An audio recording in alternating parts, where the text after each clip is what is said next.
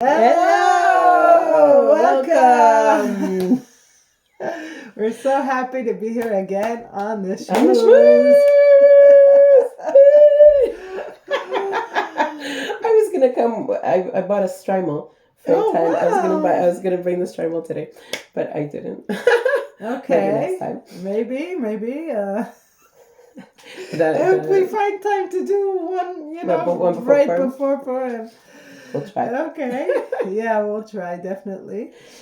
So today, I want to make a comment. Okay, go for it. My husband says, you need to use a better microphone.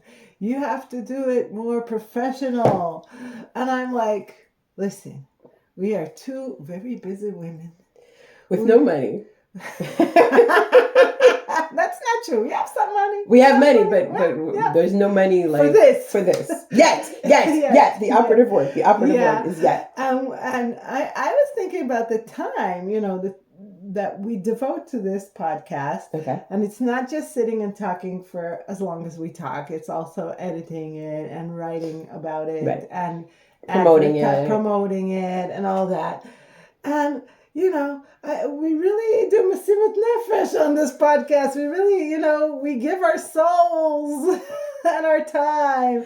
And we have jobs and we have kids and we have a household to run sometimes. True. Sometimes. Operative word there, sometimes. So appreciate what it is. And when we will be able to do that, we'll do that. Yes, we're gonna have one day we're gonna have a whole studio and television and thousands and thousands of viewers, millions of viewers worldwide. Okay, great. That's the goal. So now, comment, subscribe. Right. Yeah, definitely. What are we talking about today? So we're in the month of Adar. Right. Today is the 7th of Adar. It's the day that Moshe Rabbenu was born and passed away. Yeah. It's crazy that he found the time to do that in the month of Adar. It's just such a busy day. It's like a busy month. How did you find time? Well, until Purim, this wasn't totally such a busy month. It was totally like Moshe Rabbenu month. Yeah. And then you have Purim, and then he kind of gets put to the side, Yeah. But I think that's also it's something very about Judaism that they don't celebrate his life. It's like in Islam you have Muhammad, and in you have Jesus, and Christianity you have Buddha, and there's this figure that everybody is like, wow, and we go okay, we have Moshe Rabbenu, okay, it's like when the holiest rabbi will go read the Torah and make a mistake, everybody will tell him, it's not like this, it's like that. It doesn't matter how holy you are. You made a mistake, we'll fix it. We'll tell you how to read it right. Everyone makes mistakes. You think he made a mistake?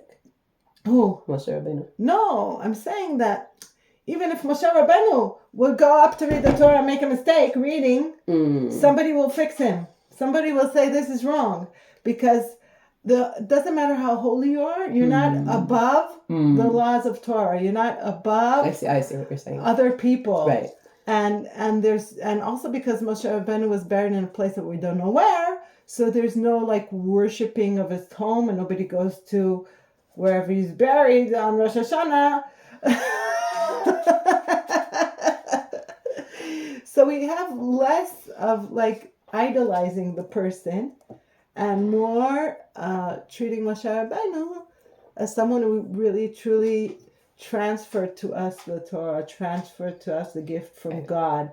And we don't look upon him as something I don't know, all our ancestors, I don't think we look upon them like worship. I see what you're saying. I think he got shortchanged though, if we're on the topic already. There's Avraham Avinu and Yitzchak and the forefathers and the foremothers and so many characters that got credit after him and before him. And he kind of he's the person that through him the Torah was transferred and transmitted. But I think he kind of got shortchanged. Not shortchanged, but he got it was. I think it would have been a hard person to be Yeah. And past, present, and future. Like he was raised as a king, and he, put that all aside to lead a gazillion amount of people through 40 years of desert. And all they did was complain. It's too hot. We don't have food. We don't have this. And then at the end, like, we don't really make a whole thing about his birthday or his yahrzeit. Right. And I think he's like, it must have been very hard. Like, I feel sorry for him. like he what it says also in Torah, that Aish Moshe Anav Meod, that he was very humble. He was very but not humble in a bad way. Like really seeing yourself. I think being humble is not seeing what you have. It's just knowing that everything you have is from God. It's from God. And you just let God's words flow through you. And he was not the issue ever. He was always the messenger. And it also stays like that till this day. I think that's a beautiful thing about it. I mean, I wish we all had that possibility to be egoless. Hard, like right? That, right? Like you do something for somebody and you expect you're waiting that thank you. You're waiting for it, like and it's not just your kids. It's like you do something and you're waiting for it.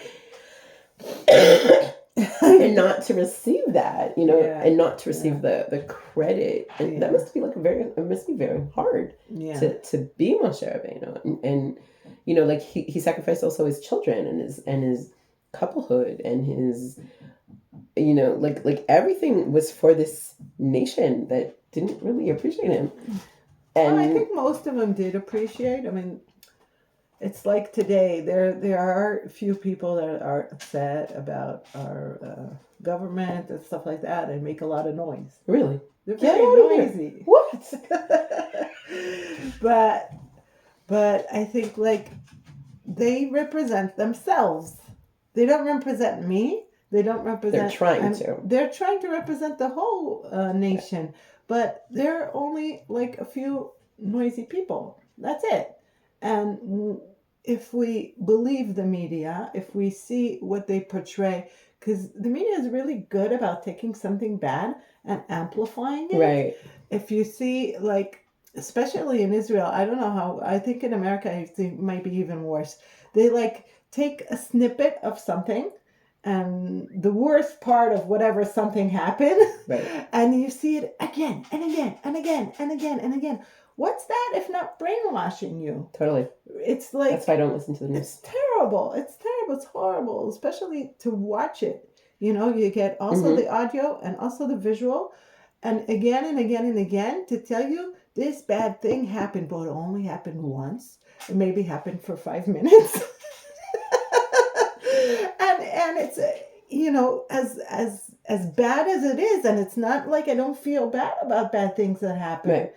But as bad as it is, there is so much good surrounding us. And we don't hear that. And we don't hear that. We don't hear that. I actually think that seeing all these bad things, it hurts your soul. Mm-hmm. It does damage. Irreparable. Something. So, like some sort of permanent damage. Irreversible. There we go. Yeah, I'm still starting to think of the word, but like it does damage your soul, and they never have like good days on the news. Right? There's so much good. Like this amazing thing happened today. They don't tell you that. Okay, so when we talk about the news, it really reminds me of the Megillah. Okay, because the story of Purim is like a news broadcast over several years. You think? Yeah. Because, it brings you all these historical events and all these like inner politics. And if you read it through the first time, you don't necessarily make the connections. Like, what's the connection between the king having this great festival and inviting people over and then suddenly like deciding to kill his wife, and then because his wife was killed, so then he brings Esther in, and then Haman on the way decides to kill off all the people. It doesn't seem like anything's really connected to each other. And also, I think also the way it happened in his, like, it took somebody to say, with this historical point of view, to say, oh, everything here is connected. Everything is part of one event, because like it took maybe 11 years, I think, the story of the Megillah, something like that. And a lot of times, something bad can happen, like Haman deciding that he wants to kill us all. That's pretty bad. That's pretty bad. And you don't see it in a perspective because you're going through it right now. You're inside the terrible thing. Right. And then only after a while, maybe after he's hanged, you say, wow, this was really important that it happened, because it brought us all Jews together. Like a lot of terrible things happen to do for us sometimes, That's interesting. Like you're saying that sometimes history gives us perspective that we don't necessarily have in the moment. Right. Like now we can look back, and with perspective. Yeah. And I'm not belittling it, and I'm not making it smaller, but we can look back with perspective on what happened 70 years ago in the Holocaust, with not more understanding, but with perspective. Yeah. That's interesting. You also see the hand of God in this story, even though God isn't mentioned. Right. You totally see, like, things like you said that are supposedly not connected here and not connected there. All of a sudden you see the hand of God, and everything is connected. Like everything just has its place and its purpose, and you're like, oh, okay. It's interesting though, because like, why was Purim made a holiday? Like, why do we still celebrate it? Like, there have been tons of times when people have wanted to annihilate, kill, and destroy us. Yeah. And we don't celebrate that every single time. There must have been something like eternal about Purim. Well, I think about Mordechai and Esther, that they like decided this was going to be a holiday. Yeah, but what gives them? I can say that tomorrow's going to be the holiday. So like, what gives me the right? What gives them the right? They were still, Mordechai was part of the Sanhedrin. He was still part of that connection to the leadership that our people had until they left Israel. So I think that was part of the power that they had to make it a real holiday. Okay. And today, I mean, we do have some holidays like Yom Ha'atzmaut, but because of depending on who you ask. Yeah, because the leadership is not like so united, so some people celebrate it and some people don't. But still, back then, I think he had the power within him, because he was part of the Sanhedrin. He was part of, until like not that many years ago that they decided for all of Israel. So first of all, he had the jurisdiction, he had that power. Right. But another thing, I think, maybe he looked at the calendar and said, Pesach is coming. I think I'll continue this thought to the end. Mordechai has the power to stand up for his own. He won't bow to Haman, even though I'm sure there were a lot of religious rabbis who said you have to bow down. It's not a question, okay? It's, of course, you have to try and find ways maybe to get out of it, to run away when you see Haman passing in the street. I don't know what they said. Yeah. But like Mordechai was like, I'm standing on my own and I'm doing the opposite of everybody else. Okay? So he gave us the holiday of opposites. Okay. And he said, if I don't put a holiday here a month before Passover, everybody's going to be freaks of cleaning and freaks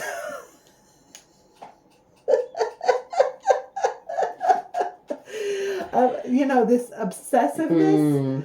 And then, you have to stop and you have to do the opposite of what makes sense. It doesn't make any sense to bring in so much chametz to your house a month before Pesach when you want to take all the chametz out of your house.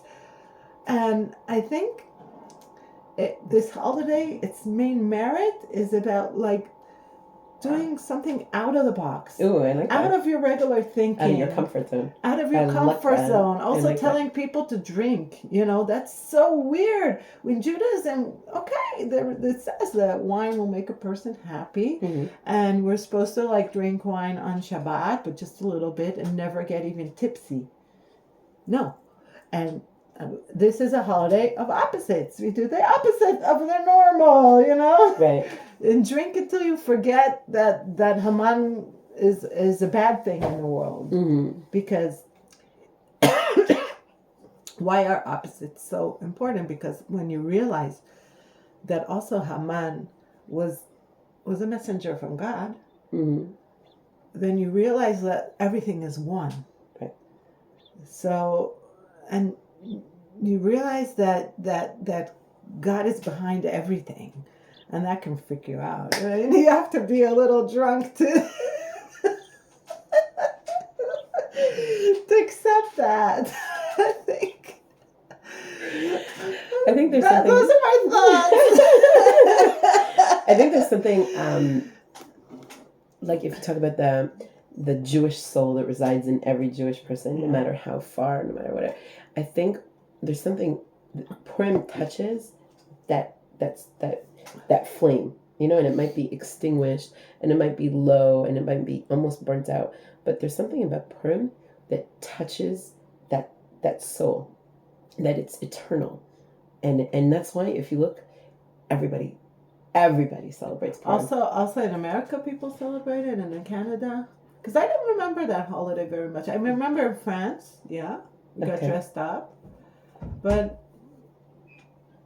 I don't know. Like secular Jews, they celebrate Purim or not?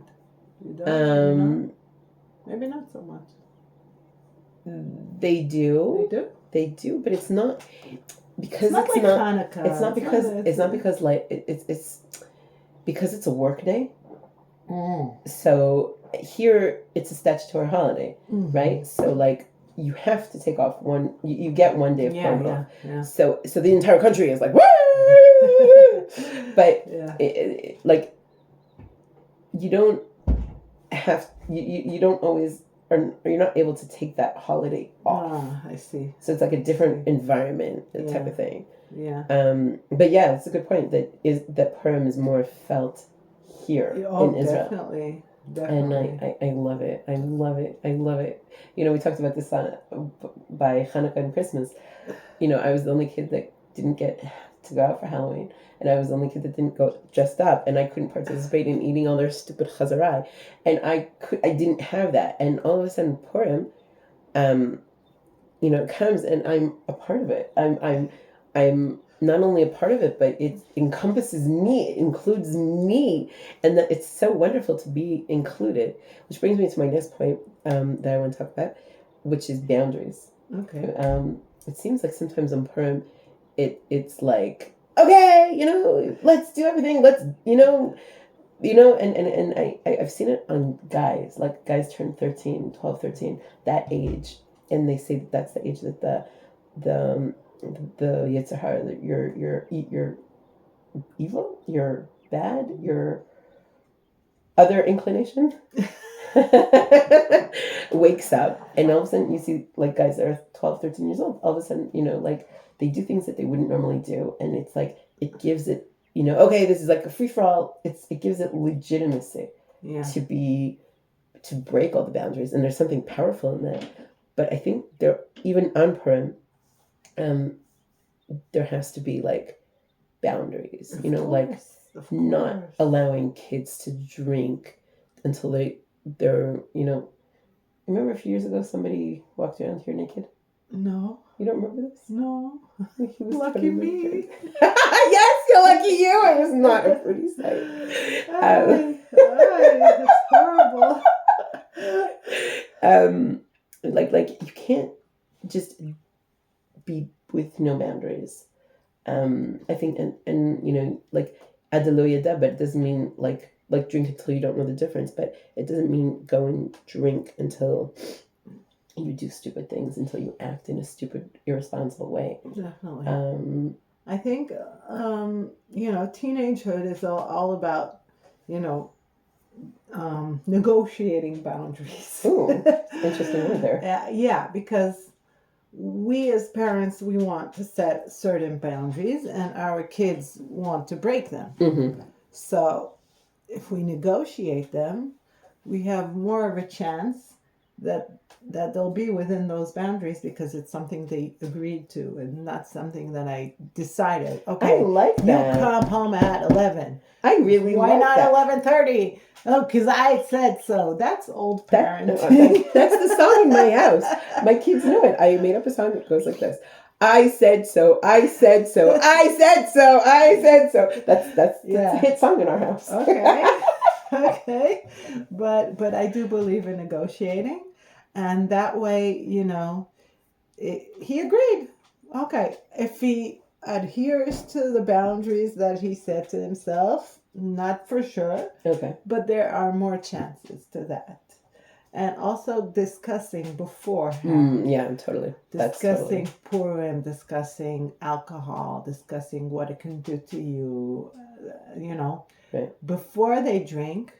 So then, you hope something of that will remain in their brains and will help them make the right decisions. But it's also just alcohol now. It's also drugs, which is more has more repercussions and more danger. I keep telling my kids, instead of just don't do drugs, I keep telling them, listen, these are all chemicals that we all have in our brains, because a chemical, in order to work, if you take a drug, it has to attach itself to a certain receiver in your brain. That means the receiver is there. That means that your body can make this drug naturally. If you want to feel like really, really high, you can. If you laugh for an hour and basically just stop for taking breaths, you'll be really high. You don't need anything from the outside. Our body knows how to do this. When you sing and you dance, and I would say even when I dance and I pray, it's like, wow, I'm like in seventh heaven, Seventh heaven. What an interesting phrase. Really, I really feel so great, so awesome. And this is all natural. Right. And anything that has to do with creativity also is something that brings you up. You don't need to take a little pill. But that goes back to like peer pressure and the power of a group. If you and maybe that's where Moshe Rabbenu is, if we're bringing this back full circle. If you're a teenager and you're in a group, you have to have a very strong set of values and a strong personality. Like I said, like you said before, talking about it before and discussing all these things before. And kids have to know that, I am my own person, and it's okay. Also, Mordechai, I think, also to stand on my own values. On my own values, and to bring what is important to me. And I can be different. I can be the Moshe Rabbenu and say to Paro, basically go to hell. I can be Mordechai and say, Haman, I'm so sorry, but you're not doing it for me. I'm not bowing down, because I have my own set of values. Right. And maybe that's what Purim forces us to evaluate, like who we are and who we want to be, and how far we're going to push that boundary to be who we want to be. Like, are we going to give up things that are of importance to us? Yeah. I'm also saying that even when you cross your own boundary, okay, let's say a kid decided, I'm not going to smoke, and then he finds himself, smoking. Okay. If he has that inner strength, so maybe later on, when he's older, he'll find that inner strength back and stop smoking, because once you started building it, it doesn't go away. It doesn't matter. Like my son, when he was younger and we talked about smoking, he said, no way, it's disgusting, this and that. And somewhere like in the middle of high school, he started smoking. His best friend was smoking, so he started. And just recently he stopped. Amazing. And I know the power to stop is not only because he's older and he understands more, or maybe he doesn't have a budget. Maybe he finally realized, I told him, you know, you're into money. Check out how much you're spending. I don't know what the reasons are, but I think the power to stop came from back then. That's amazing. I love that. You know, strength that you build in your kids, you know that it's something that it doesn't go away. I love that. I love that. We are out of time. So talk to your kids before Purim. That's a very powerful message. I think it's very important. And also, I think there's another note that we should talk to our kids and make them aware of, is that because people around you are not necessarily going to be in control, you have more responsibility upon yourself and also for them. Right. If you see a kid who's drinking without end, call his parents. You know, don't let him drive. Don't let him drive. Don't let him. There's alcohol poisoning. People can die from it. Right. It's very important to tell our kids that they should be aware. Right. Of all the potential stuff, and also maybe somebody will try and approach you when they're drunk and you won't feel comfortable. You have the strength to go away, to move out of sight. You know, give them tools how to deal with a reality that's not ideal. Right. And thank you, Mordechai and Esther, for this lovely holiday. I'm gonna tell you one thing that I tell my kids. What you just said, I always tell my kids this, and this is like the mantra. My kids don't speak any English and they don't understand English, but they know. Just because everybody jumps off the bridge in the middle of the winter naked doesn't mean you have to do it too. So thank you everybody for joining us today. This was a pretty heavy topic, but I think we dealt with it pretty. And everyone dress up. And everybody have fun. Yeah, dress up. We didn't talk about dressing up. I guess we're gonna have to do that next week. We had a lot to talk about. So Purim part 2. Purim part 2. But I'm telling you already this message, and next week when we talk about it in depth, you're going to be, I'm so happy I listened to Yael, and I got myself a costume. So wait, what are you dressing up as a promo for next week? What are you dressing up as? I'm going to be a rebbitzin. Ooh. Yeah, I'm going to be not only any rebbitzin, a rebbitzin of Hidabrut. Opa. I'm gonna be a seminary. Opa. So tune in next week. With high heels. With high heels? Yeah. All right. Tune in next week and you'll see what we are dressing up as. Thank you so much for joining us today. Yeah. And we will see you guys next week on The Shmooze.